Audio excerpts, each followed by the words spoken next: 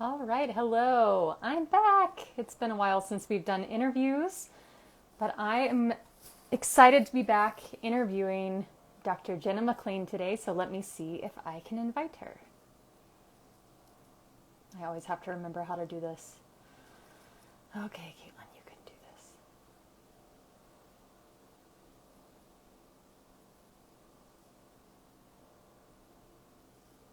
Hello, hello. I am interviewing Dr. Jenna McLean today, and I am inviting her now. We'll see if this works.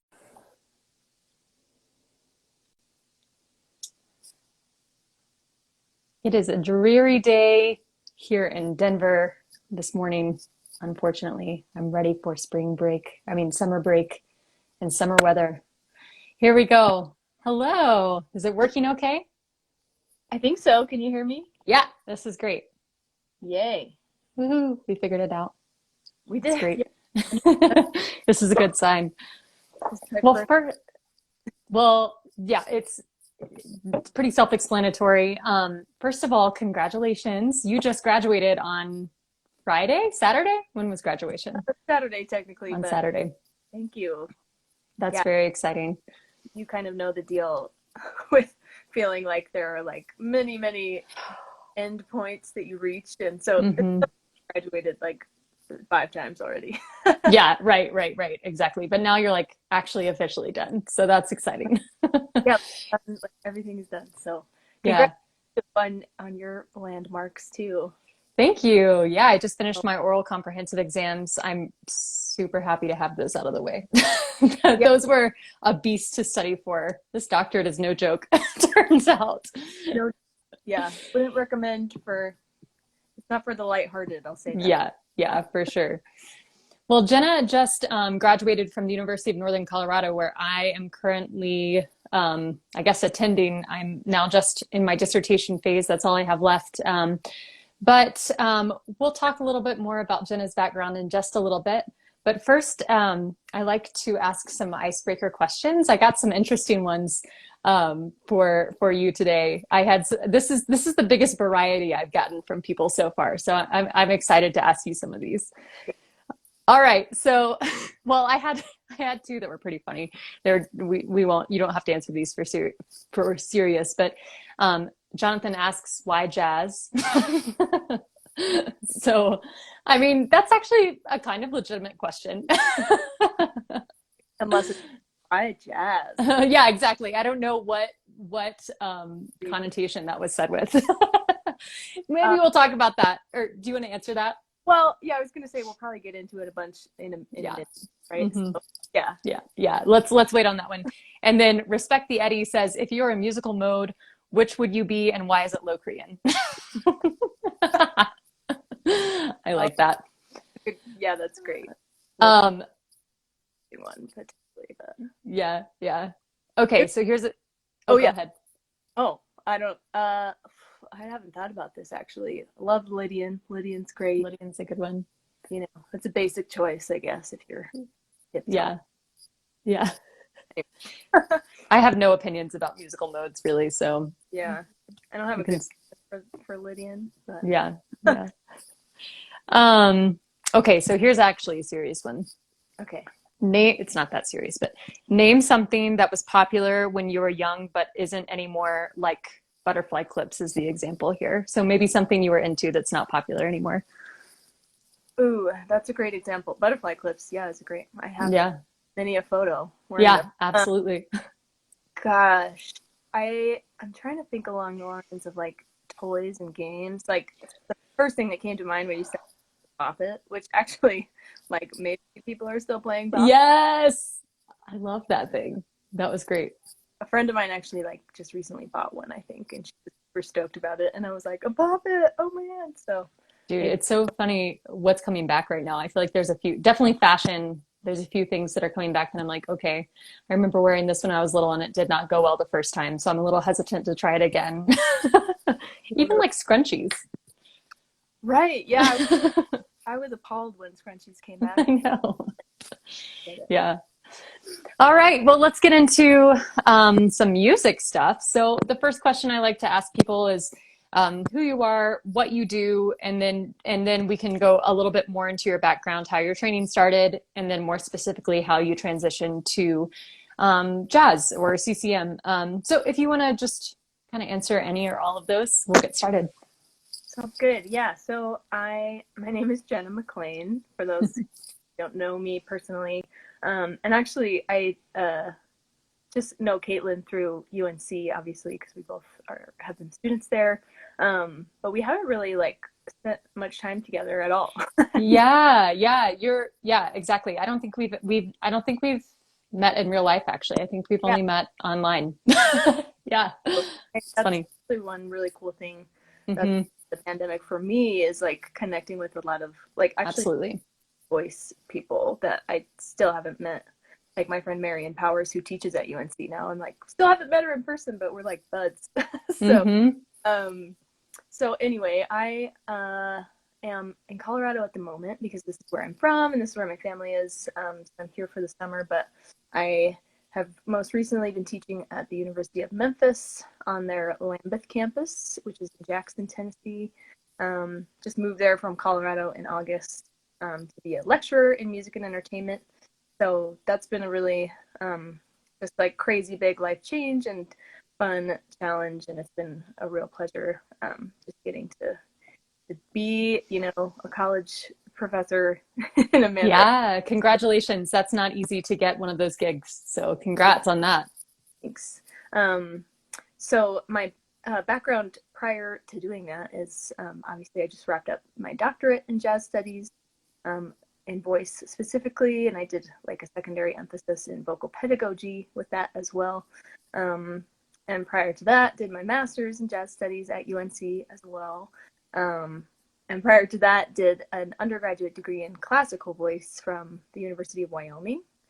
So I've kind of been in that Colorado, Wyoming area for a large chunk of my life, and then grew up in Denver area before that. So um, yeah, my path. I was also a dancer in high school and middle school, and played in band. I played the flute for several years and sang in choir. Kind of, actually, my whole family's kind of big into singing, and it's been a big part of our whole family, extended and otherwise, since I grew up. And so um, that's been a big part of my life, whether I knew it was going to be my career or not. And so um, all throughout school, I just kind of tried different things. I loved to dance. I was really serious about that. But I also eventually was auditioning for musicals in high school and doing honor choir and stuff like that. So that was feeling like a really strong um, pull in my life where I was going to eventually take some part of my career, although I didn't know like what was, how I was going to balance that with dance and what it was all going to add up to. So ended up visiting the University of Wyoming and was really excited about their dance program and their music program. And I was like, well, maybe I can do both, but I'll start off as a dance major and just see where things take me. So Mm.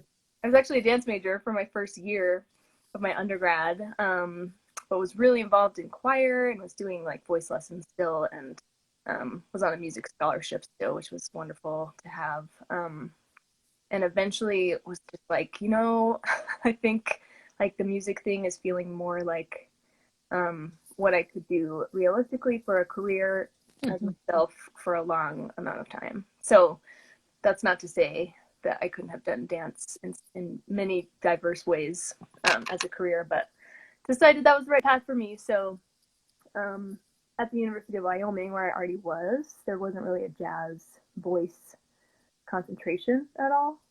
No jazz voice professor that I would have studied with. And at that young, I was just kind of like, well, let's study voice and just like see what happens. So I Right. ended up like singing a lot of opera and singing art songs and studying in that way with wonderful teachers. And um, along the way, kept kind of wondering, like, is this, where is this going to take me? And I kind of just had a hard time envisioning that for myself. Um, like, what actual literal jobs can I get, like, doing this music myself? Hmm. So, Hmm. Hmm. thing we all struggle with as musicians, regardless of what genre or instrument we're doing. Um, But I was also doing some jazz stuff during my undergrad, like the vocal jazz ensemble and taking improv and jazz history and stuff for electives.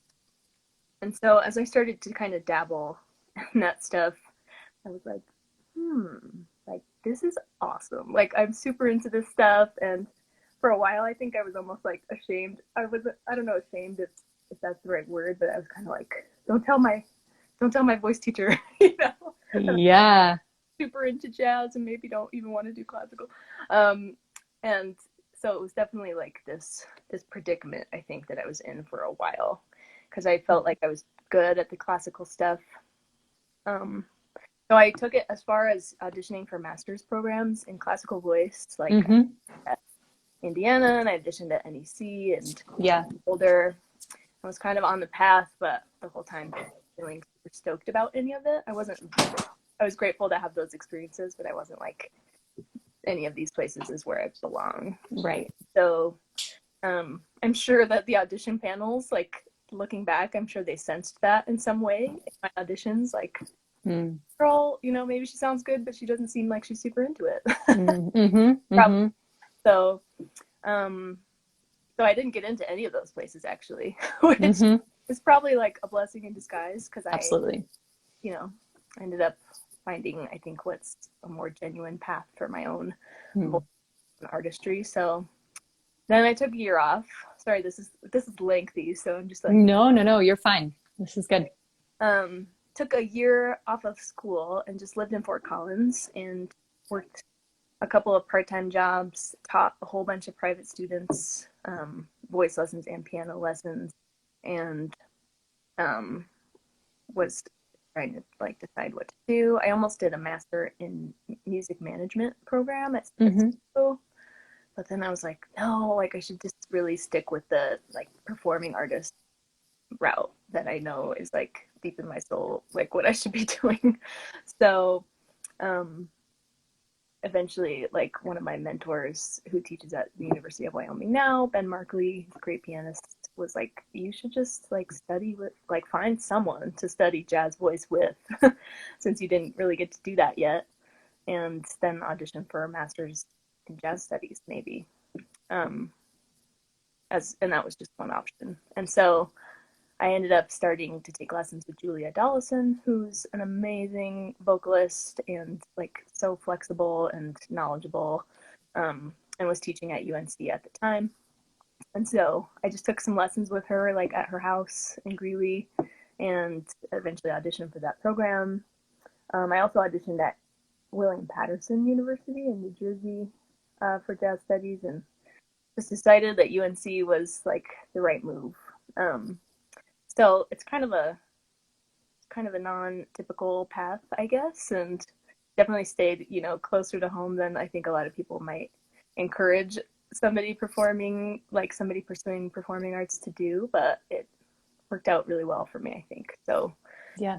so here we are, and I've since like accumulated a bunch of performance experience in everything but classical music. Like I performed classical music undergrad, and it's music that I love and am passionate about, you know, to this day. But I feel like it was the right move still.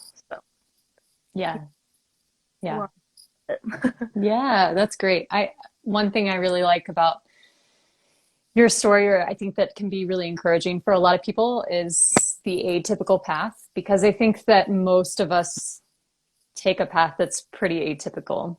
Like there's those ebbs and flows. There's those points of our career when we're like, are we doing the right thing? This doesn't feel like we're moving forward fast enough. You know, everyone else is going this direction. Should I go that direction? You know, so yeah, that's really encouraging to hear that, you know, that your path kind of had those ebbs and flows as well, and then you found what you really felt like you were supposed to do. Yeah, that's cool. And another thing I really find interesting, and kind of worked to my advantage too, after my master's I took I guess like 4 years off and moved back to my hometown of Chattanooga, Tennessee.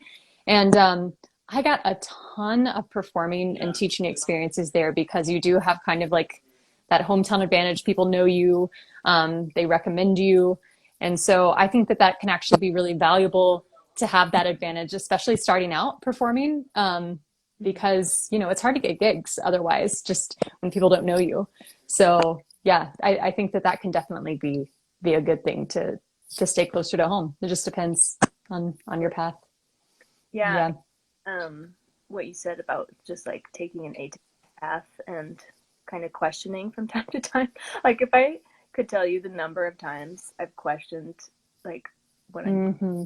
it would probably be like a couple times a year at least. And that's not to say that I'm having these major, like, I don't know, these crises about my career necessarily, but I think it's normal to like take a second to really like evaluate what it is you really, really want and what you think you could be good at, and keep like restructuring your path based on those things as you feel them. Like I'm sure this year, a lot of people have made certain adjustments based on the harsh realities that we've all faced, or maybe they just realized, you know, even further that their current path is definitely the right one. So Absolutely. Yeah. I think questioning what you do makes you it makes you a real person. It also makes you a musician. I think that we a lot of times are a little bit more maybe not more in touch, but musicians do tend to be a little we have to be in touch with our emotions and like our deepest desires, you know, things like that, because we're in the arts. So I think that that's pretty normal. So if you're listening to this and if you find yourself doing that, don't worry, we all do it. We're all questioning, and that's okay. That's part of it, I think, and finding out what you're good at, and what you really want to do. So okay, well, let's see here. Oh, and also, I see there's a few people joining as we're talking. If you have any questions along the way, feel free to drop them in the comments, and we'll try to answer them as we go along. So, and again, this is Dr. Jenna McLean for those of you that are just joining, and she is a jazz singer and specialist and voice teacher. So we're going to talk a little bit about that today. So my next question for you, did anything in your classical training carry over into teaching jazz? And before you answer this, let me just say one thing. I did get to read most of Jenna's dissertation. Actually, I got to see her defense, which is really great. I observed it via Zoom just to kind of see what that process looked like. She just graduated from the University of Northern Colorado, where I'm currently attending, and for my doctorate, and she just graduated with her doctorate. And so I watched just kind of see what that process looked like. But it was really interesting. She just finished her dissertation about teaching jazz singing techniques in higher education. So I found it really interesting, and I think that some of what you wrote about address this question. But I just wanted to say that that she's written that. If you want to read more about it, you can actually read Jenna's dissertation, and it's some really good stuff in there. Yeah. So how did your classical training, or did it carry over into your jazz singing, your jazz training? so much, so much more than people I think believe or maybe realize, especially like folks that have studied one style or the other, but maybe not both. And so, like, if I were to get really specific about it, like breath control is one area where it's like you need it regardless of style, and how you apply it might be slightly different just depending on what sounds you're trying to make. But you know, that's a thing that every singer needs to have a grasp on and a good feel for. And all of the part of my dissertation that Caitlin mentioned was interviewing 20 different jazz voice educators. Yeah, that was really cool. Yeah. It was so fun to do that. And they kind of, many of them confirmed a lot of like suspicions I already had about you know, things that we all agree on regardless of what style we teach. And so that was definitely one of them, where they're like, it doesn't matter, you know, what style you're singing, you know, breath control and having good awareness of the structures of breathing involved with singing, that's going to help you regardless of what style you're singing. So that's definitely a big one. And like, I feel like singing classical music and training in that way gave me a really good sense for just blending through my registers, obviously. And so much so that it was probably to my detriment when I started singing jazz early on, because, you know, my teacher was like, where, I can't even, you know, like, it's hard to even separate them, like, because as classical singers we're trying to, like, you know, blend over the breaks as much as possible and create this unified sound from top to bottom most of the time, depending on the repertoire. So that was the thing that I had good control over, as far as making it one unified sound. And so I really had to work a lot, I think, on isolating my different registers, particularly my chest register. Like really cozy and comfortable singing in head register and like a mixy head or a heady mix most of the time, and was really like, no, thank you, I don't want to sing in chest voice. Like, it seems I was definitely one of the typical singers early on that felt like singing in my chest voice was going to be like harmful in some way to my voice, which it's not, by the way, guys. yeah so like get a good teacher like Caitlin, or it's like, yeah, as long as you have good awareness and develop good habits, you can do a lot of different stuff with your voice in a healthy way. So I'm trying to think what else. I mean, flexibility is a big one that kind of, I feel like, transfers between both styles. Like if you're singing some coloratura stuff, like that's, you have to like really develop that and work hard at it in the same way. Like some bebop lines that you're gonna be scatting, you know, on a scat solo or otherwise. So like agility is definitely a thing that crosses over into many styles. Speaking of that, I do have a student, so I teach cross genres with my students, and so I had a student that we were working on riffs recently, and it was funny because it really is like when I'm playing around with riffs and things like that, it does feel similar to how I approach like fioratura and coloratura passages in classical music. And sometimes even having a student experience like singing those kind of things as an opera singer and then transferring it over to pop music works really well, because the sensations can be similar, which I find really interesting. But I also really liked what you said about the range thing as well in your dissertation. Like, I just didn't realize, I mean, I guess I kind of did, but I didn't realize how many jazz singers really use the top end of their range. You know, like some people are way up there. It's true. Yeah. And it's like, maybe it's used more sparingly depending on what the like song is and who the singer is. Like singers like Diana Krall, you probably won't hear her ever like go up there. And she might be, you won't ever hear her do that. But somebody like Sarah Vaughan, you'll definitely hear do that. So yeah. What else?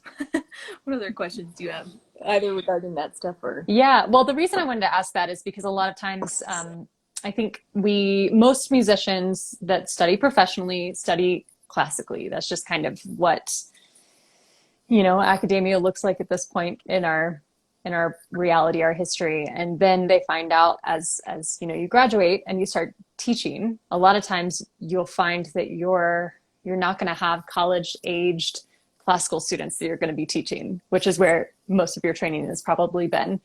And so the reason I'm asking this is because, you know, a lot of people that may be watching this probably are going to have that experience, especially as new teachers, of teaching different styles. So I think it's important to realize that some of the training that you received can definitely translate into different styles. Not all of it. And I think it's important to realize the differences. But if you've already studied music and you already have these skills, they can be transferred into another style, like jazz. Great. Let's take a break and ask one more icebreaker question. Here's the last one I have for you today. Victoria asks, what's your favorite installment of the Lord of the Rings trilogy? Do you have one? It's funny, like, I don't know if I know this person, but it's just funny that they would ask, because I love Lord of the Rings. Oh, like, nice. Like it's something my family has been watching like for years, since they came out. Like we went to see The Fellowship like multiple times in the movie theater.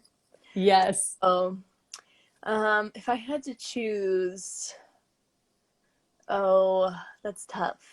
I would actually say The Fellowship, just because it's still got I agree. some like bright, shiny, feel good stuff at the beginning Yeah.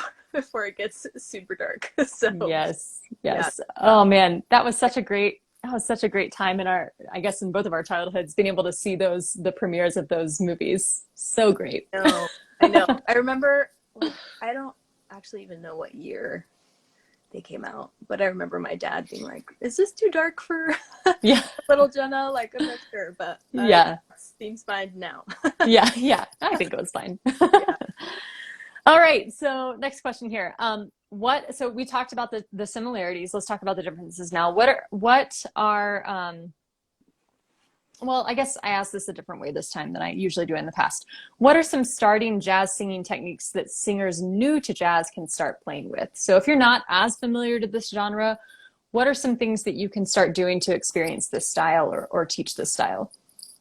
Yeah, that's a great question. There are a few go-to things I think right away that make the style of jazz sound much different than like let's say classical singing.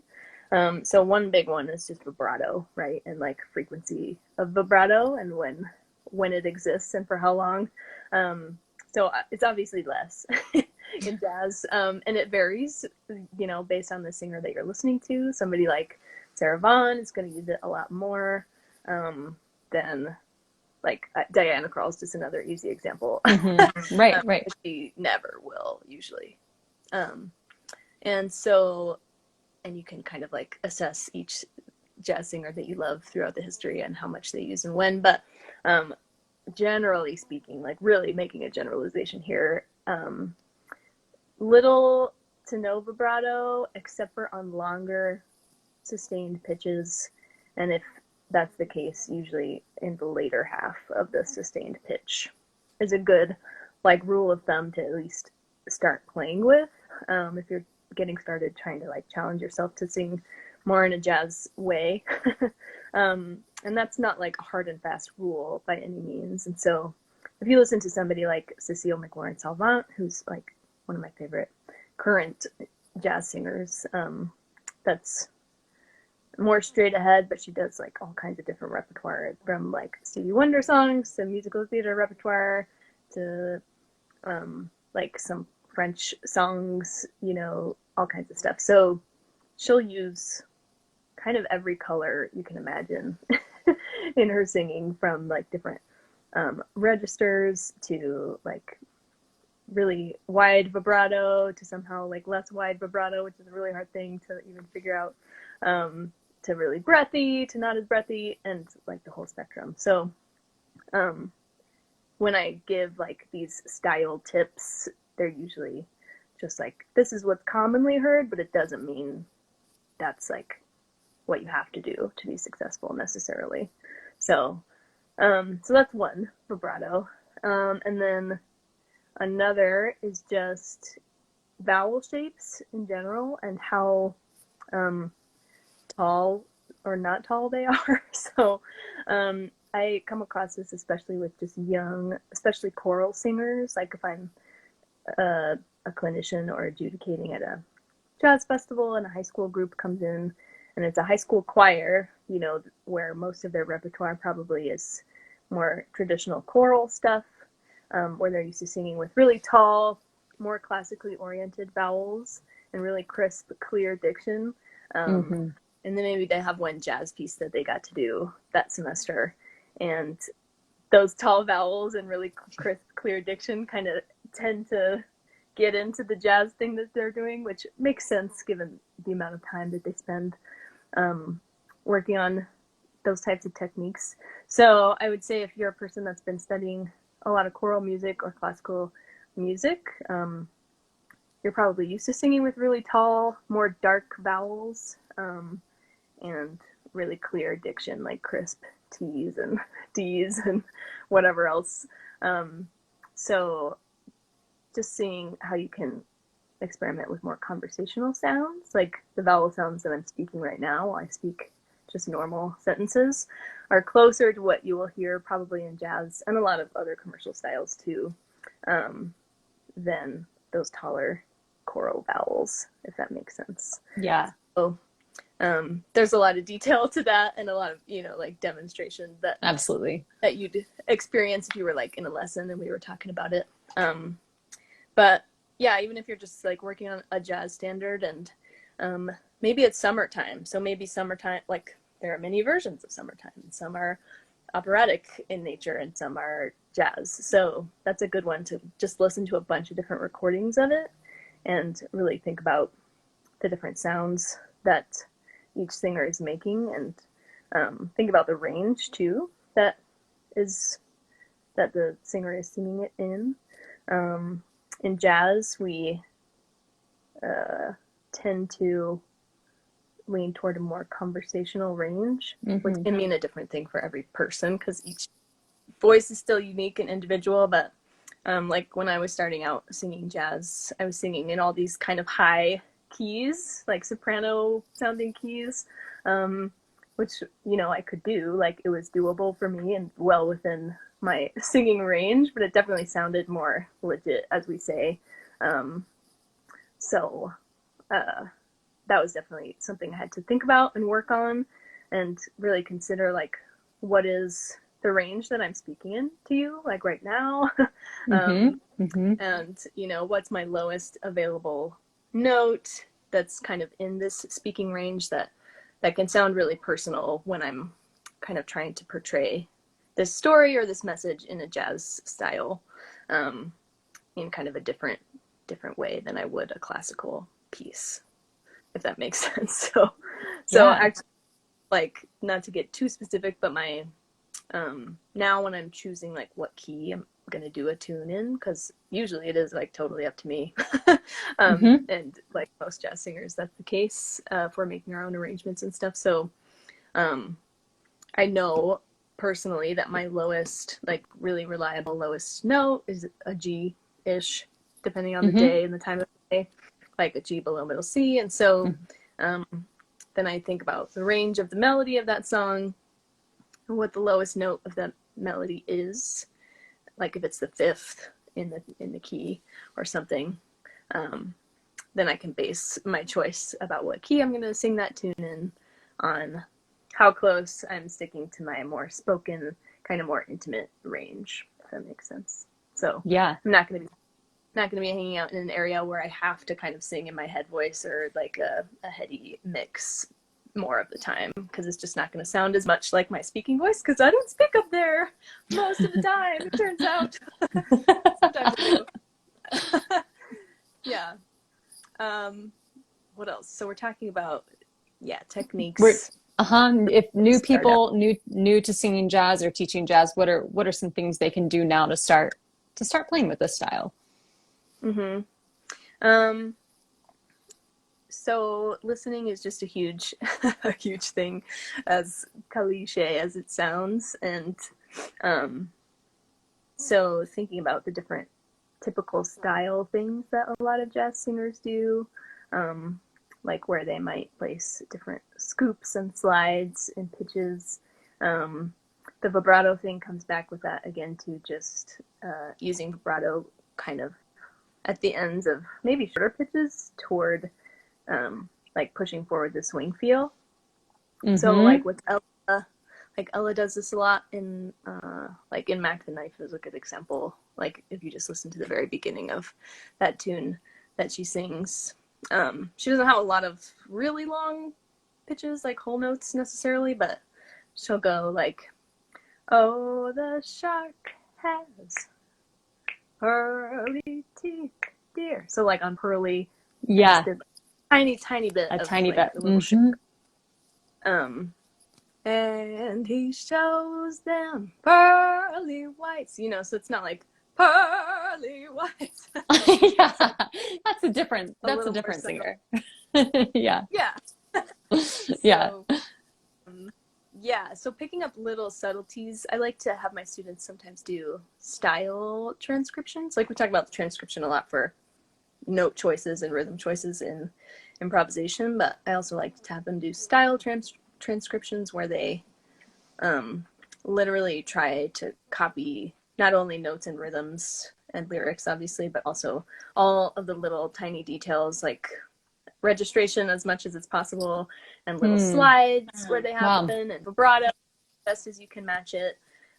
So really just like getting into the nitty gritty style details that are happening, so that then you can just take what you like and take what feels good to your voice and your genuine, personal expression, and go from there. So those are some good, like vibrato, vowel shapes, and just style transcription, I think are a good place to start.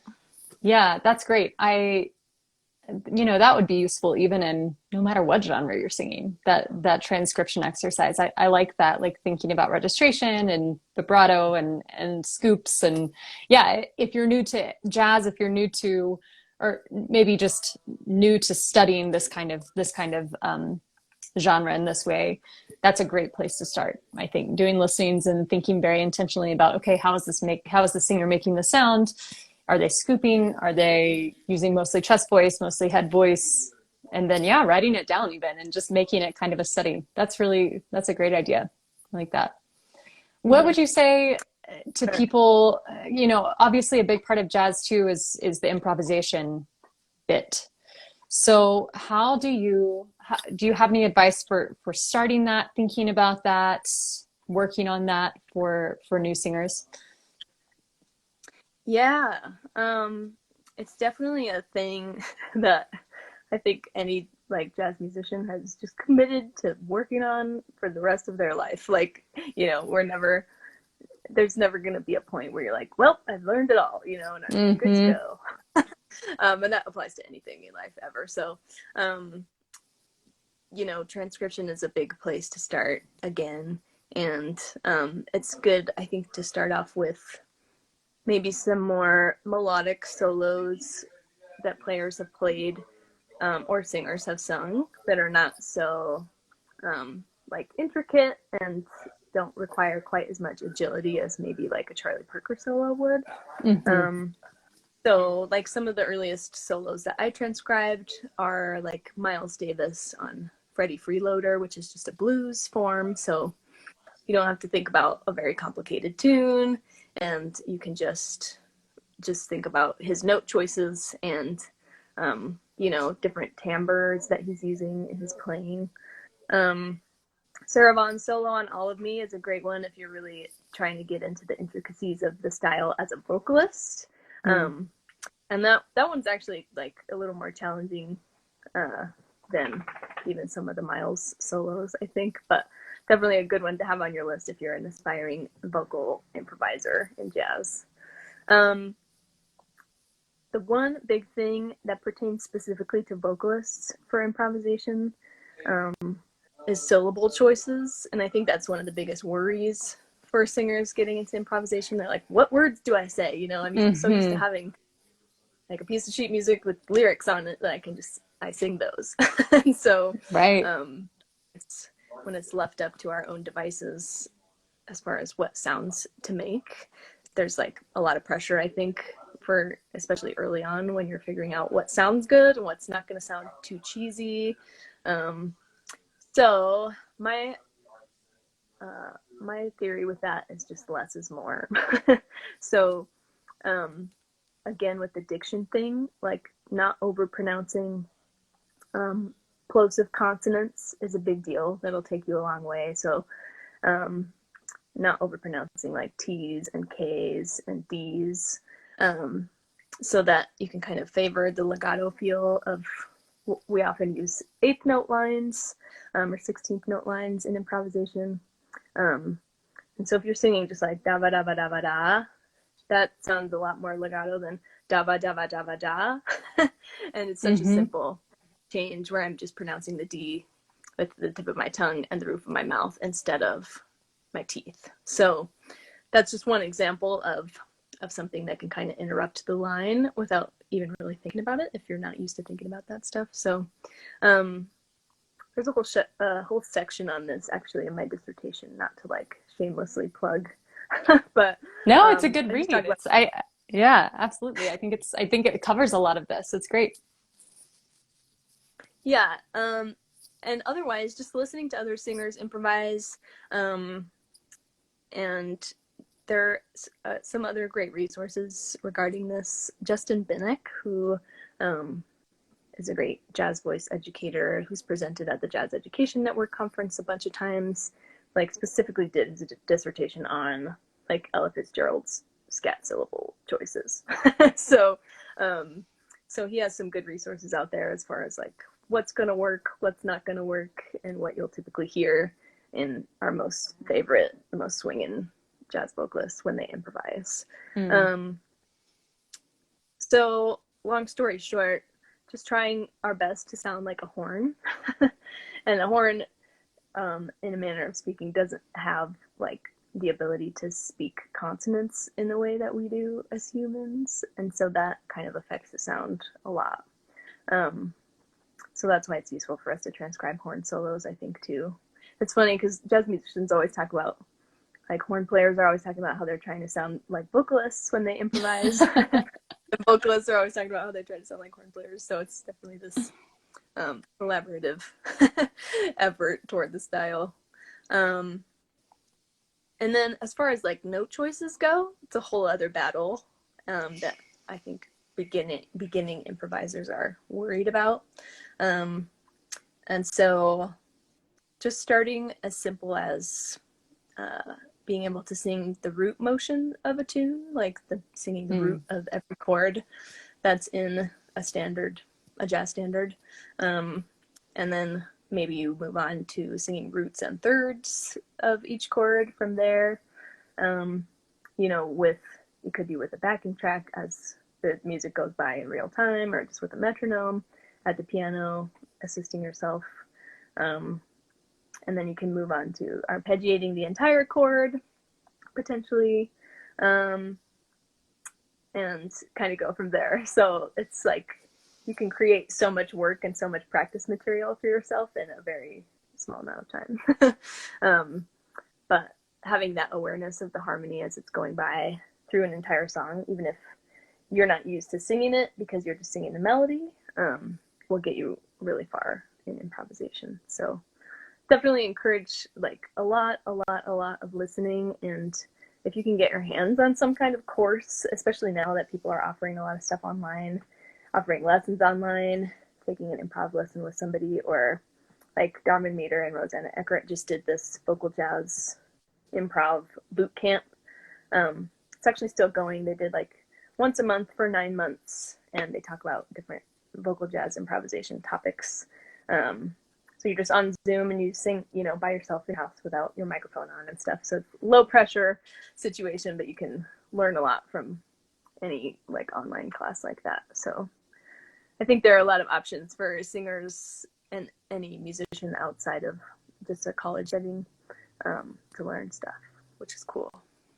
Yeah, and I think it's getting more and more. There are more of those now than there ever have been, I think, because of everything going online, which is great. I think you can learn a ton from courses like this. Well, that leads us right into the next question I was going to ask. And again, those of you that are joining us, if you have any questions, feel free to ask. I'm wrapping up with our last question here, so drop those in the chat, and we can ask those questions to Jenna. So I was going to ask, what advice or resources would you give to voice teachers wanting to learn more about teaching and singing jazz styles? So you've already talked a little bit about this, but just maybe a little bit more about resources that people can use. I think there we go. Can you hear me? Sorry, I think I froze. Yes, I think I froze for just That's a okay. second. Can you That's say okay. your question one more time? Yeah, so just asking about resources that people can use if they want to learn more about the singing style, and maybe voice teacher specific. Well, I guess singing or voice teacher, but if they want to learn more about singing or teaching the style. Totally, that's a great question. So just a few off the top of my head, but I will just let everyone know too that if they want a more comprehensive list, I'm happy to just share just the the resources list that I have as an appendix in my dissertation.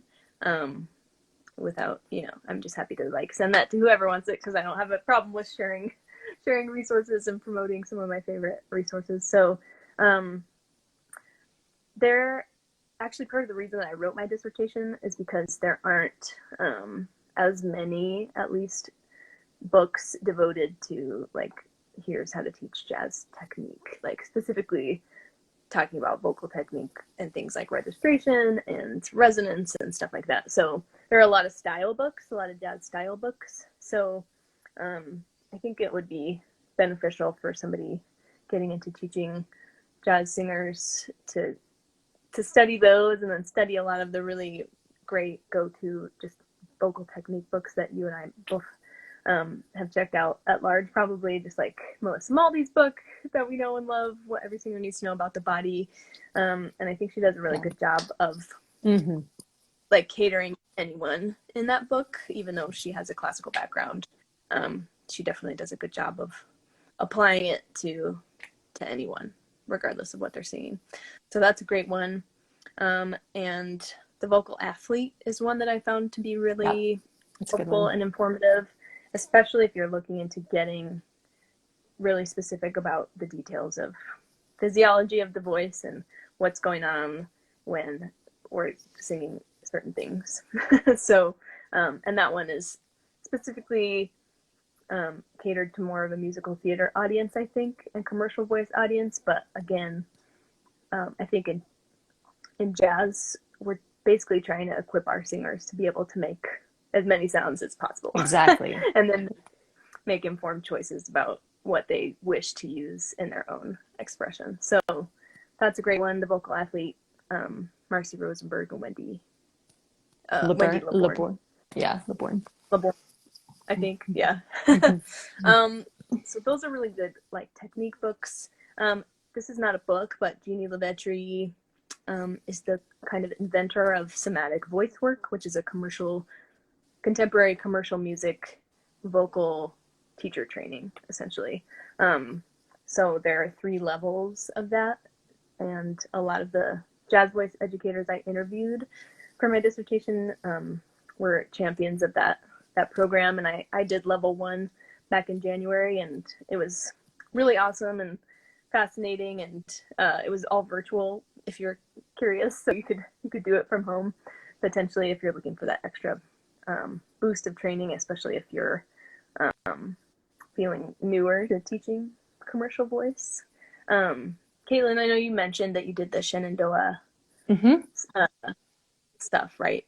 Yeah. That's a great resource as well.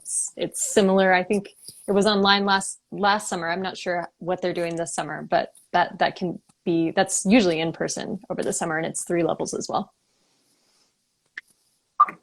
Cool. And then just some jazz, like jazz style books that are really great. Rosanna Eckert just wrote one pretty recently called Singing with Expression. And that's more just about like developing your own personal voice as a jazz vocalist, and so maybe less technique oriented as far as like, here's what's happening when you blah blah blah blah with your anyway. That's a good one. Darwin Meader's vocal jazz improvisation book is really great. It has a bunch of etudes that are like specifically written for vocalists, just in terms of range and like what's doable for a vocalist's range. So there are examples for like low voices and high voices, like soprano, alto, tenor, and bass, and like accompaniment tracks and demo tracks of those etudes. So that's a really great resource if you're trying to get into vocal improvisation and jazz but aren't really sure where to start. And especially the transcription thing is kind of daunting to you, that's just another route to take as well.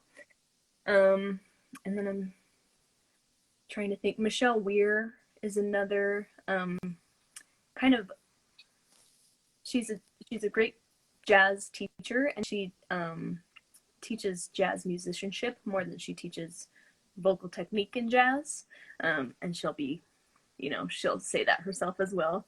But she has a lot of great resources just for like ear training, developing piano skills as a jazz singer, and improvisation and all that good stuff. So those are just a few, and I'm happy to send like a really awesome detailed list to anyone who's curious about it from my dissertation. Yeah. Well, thank you so much. This has been really helpful, Yeah. Jenna. Um, and yeah, again, Jenna just wrote her dissertation on, um, make sure I get this right, jazz singing techniques in higher education. Um, Mm-hmm. and so yeah, that's the, again, she's said if you want to contact her about those resources from her dissertation to feel free and do that. I believe you can probably, is that okay if people contact you via Instagram if they're interested? Yeah, yeah, that's Okay. totally cool. Great, great. Well, thank you so much. This has been really informative. And I just, I haven't, I've sung some jazz. It's not my specialty at all. But one thing I just really appreciate about that style is the freedom that you can find in it and the self-expression, that comes with improvisation and the different colors that you make. And I just really admire people that sing that genre or play that genre because I think it's something that as classical musicians, we can be so bound to what's on the page. And, it's sometimes just so fun to take a step back from that and just, sing as a form a little bit more as a self-expression. I think jazz is really good for that. So, well, again, congratulations on graduating on Saturday. And I wish you all the best. And I hope you have a wonderful summer. And, yeah, I guess I'll see you around online. I'll continue to see you online. Yeah, sounds good. Thank you, and congrats to you too on your oral comp, and good luck with your dissertation writing. And I think the worst is over, in my opinion, but That's good to hear. We'll see how. Yeah, best of luck, and thanks for having me. All right, thank you. Bye. All right, see you later.